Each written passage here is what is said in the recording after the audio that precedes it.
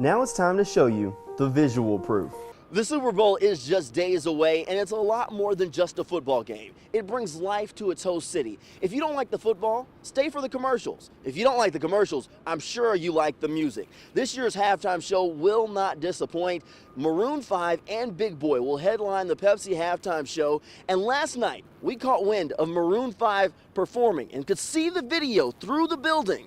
And we can confirm that SpongeBob will be a part of this year's halftime show for all the SpongeBob lovers out there like myself. Now, Kay and Chip, I don't know what you're more excited for, the game, the commercials, Maroon 5, Big Boi, or SpongeBob. But I'll tell you right now, I'm excited for SpongeBob. Well, yesterday was opening day, and if the Braves season opener is a foreshadow of things to come this year, then it's going to be a pretty fun ride.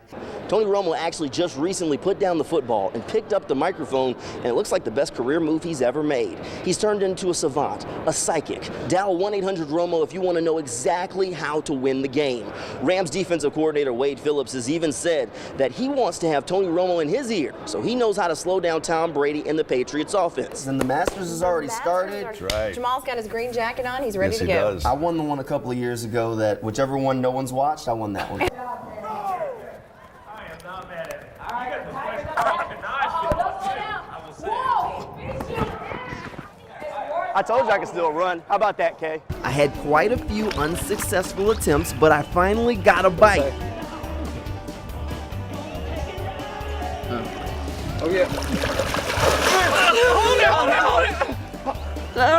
A lot of the talk around the big game have revolved around the big names: Tom Brady, Bill Belichick, Sean McVay, Jared Goff. Now, those players are great, and they've done a lot to deserve all the talk that they're getting, but we can't forget that every player on all of these rosters, this is the game of their lives. One guy that plays for the Rams, Ethan Westbrooks, he even got a tattoo to make sure that he knew he had to follow his dreams and never get a normal job. It's an SEC matchup for the ages. No one would have predicted this game to end the season early on in the year, especially after Georgia lost to Auburn or after Alabama squeaked into the playoff.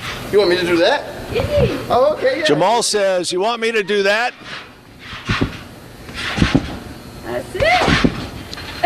Okay. Maybe a little bit. Over the next few days, we'll show you documentation and research and let you be the judge. There's something here for everybody at the Super Bowl fan experience. Even if your team didn't make it to the big game, they're still here in spirit. Titans fans, this one goes out to you. I highly suggest you get out here for the fan experience. It is a blast. There's a lot of stuff for everybody, for the whole family, and it'll be here in Atlanta all week long. On Tuesday at SEC Media Days, Bulldogs head coach Kirby Smart said that last year's success isn't going to earn this year's team anything. They have to go out and get it for themselves. He also said that this year's team may not have more talent than last year's squad, but they definitely have more depth. Now, with depth comes position battles. One of the most heated battles is expected to go down at quarterback, where Justin Fields and Jake Fromm will be going head-to-head to earn snaps. Now, Jake Fromm has had a lot of speculation around him this offseason because of an injury to his non-throwing hand, but Bulldogs head coach Kirby Smart says he's not concerned with it. It's just a case of boys being boys. Because you know about it. Things like this happen all the time that you don't know about. We had guys with broken arms and broken feet and broken wrists and broken hands in the summer when I played that nobody even knew about. There was no microscopic coverage of them. So I'm not going to stop letting a young man live. I think it's great that he goes out and does those things. I think it's awesome because that means he's not sitting at home playing Fortnite all day. Now, no word on exactly how good Jake Fromm is at Fortnite, but one thing is for sure, Nick Saban and Jeremy Pruitt will both be putting down the Fortnite for the day to come here to Atlanta to answer questions about their programs. We'll have the latest on that coming up for you later, but the burning question that's on my mind this morning is just how good Kay is at Fortnite. She'll have to let you know that coming up after the break.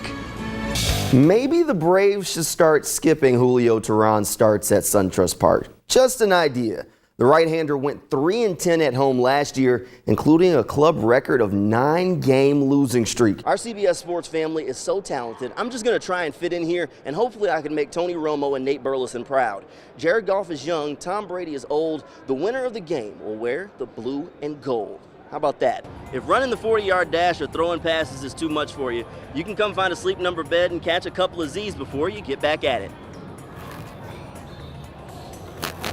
Welcome to News 12 Now this morning. Can everybody do a little Friday dance?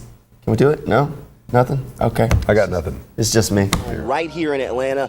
And the only time you can get some of this Super Bowl merchandise is if you come down and experience the Super Bowl for yourself. The fan experience is going on all week long. They've got the Super Bowl shop set up right here in the Georgia World Congress Center. And let me tell you, these Bears are cute. It's time to start marking those calendars, folks. The countdown to football season is officially on. I'm here live at SEC Media Days, which, if you've been paying attention, is for the first time in decades not being held in Alabama. I think I was a little too good, so now it's me versus all of them, so I'm still gonna win them.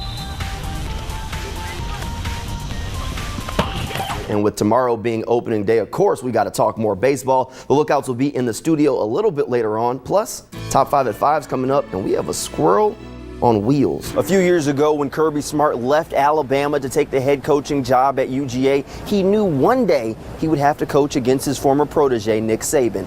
Did he have any idea that that big day would come in the national championship game just 2 years later? I'm sure he didn't, but here we are tonight. The question isn't whether or not Bama needs some sort of home field advantage. The question is whether or not Alabama is healthy, because toward the end of the season, we saw some chinks in the armor of what Alabama's super team normally is. The Braves, who are now 2 games over 500, and you need to savor this moment because this is the first time they've been there in 3 years. Well, while Clark is hanging up his famous red jacket, the quest for the green jacket started yesterday at the Masters. This game really boils down to more than just the national championship. When Georgia and Alabama take the field tonight, it's really a border war between states. It's a matchup between teacher and protege. And it's an opportunity for Tennessee's new head coach, Jeremy Pruitt, who's now the defensive coordinator with Alabama, to look across the field at the man who held the defensive coordinator position before him and see how far Kirby Smart has taken a program. But if Coach Pruitt does hope to help Alabama take home a national championship tonight, his focus should be squarely on Nick Chubb and Sony Michel, because we've seen all year long that they are a handful to stop for any defense. Alabama's packing a good defense and a strong running game, but so is Georgia. So tonight's matchup should be a good one. It all gets underway at 8 o'clock tonight at the Mercedes-Benz Stadium here in Atlanta. I'll be live at 7 and 11 with the latest from down here. For now, live at the Mercedes-Benz Stadium, I'm Jamal Williams for News 12 Now. All right, I'm here with UTC Mocs grad and Chattanooga native Keontae Davis. Keontae, it's been a long time coming, but how does it feel to finally get a chance to play in your first Super Bowl? Oh, it's a great feeling, man. We've been putting in a lot of hard work since April. A lot of ups and downs, but you know, the best part about it in football and life is just getting through adversity, fighting through adversity, and you get to do things like this at the end of the road, you know what I'm saying? And now we have an opportunity to probably win the biggest football game anybody can ever play in. So that's a great feeling to have. I feel blessed, I'm happy, I'm excited, I'm ready to go. Now, coming up through the ranks at Red Bank and then going to UTC, and I know your Mocs career didn't exactly end the way you wanted it to. Did you ever think that this day, standing here at Media Days, knowing Super Bowl Sunday is right around the corner, would finally end? It is a big day for the Salvation Army here in Chattanooga. Today is the kickoff of their Angel Tree campaign. I'm here with Major Mark Smith to talk a little bit more about Angel Tree. So these trees are in a couple of local malls around here where people can come out and adopt an angel for the holidays. Absolutely. They're here and they're in the Northgate Mall. So how many angels do you have this year? We have 4,220 angels. That's quite a bit. Now, when someone wants to adopt one of these angels, there are seniors and children. All you have to do is come out to one of the local malls and pick up a tag off the tree, and then you have to return the tag before December 2nd. That's right. December 2nd is our cutoff. Mm-hmm. Now, tell us a little bit about some of the items that are listed that on a lot of these tags. Well, you know, we have the senior angels. They list clothing and different personal care items. The children. A lot of the kids want clothes and just some basic toys. Some kids want bicycles.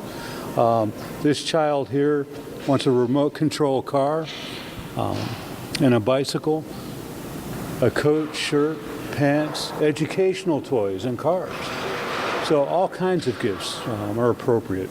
Now, Salvation Army does a number of programs during the holiday season. You can also stop by, pick up a backpack. Those backpacks are the Christmas gifts for homeless, and you fill them with normal goods that homeless people would need and like for the holiday season. That's something else that you could do if you don't want to pick up one of these Angel Tree tags. But with 4,200 angels in our area, those are a lot of children and seniors looking to have a good Christmas, and you can help that. All you have to do is come by, pick up a tag, and have the gifts wrapped and returned by December 2nd. Now, We'll be live here throughout the 6 o'clock hour with more on the Angel Tree kickoff, and then Chip Chapman and Cade Blevins will be live here at Hamilton Place Mall at noon for the kickoff ceremony. For now, here live in Hamilton Place, I'm Jamal Williams for News 12 Now.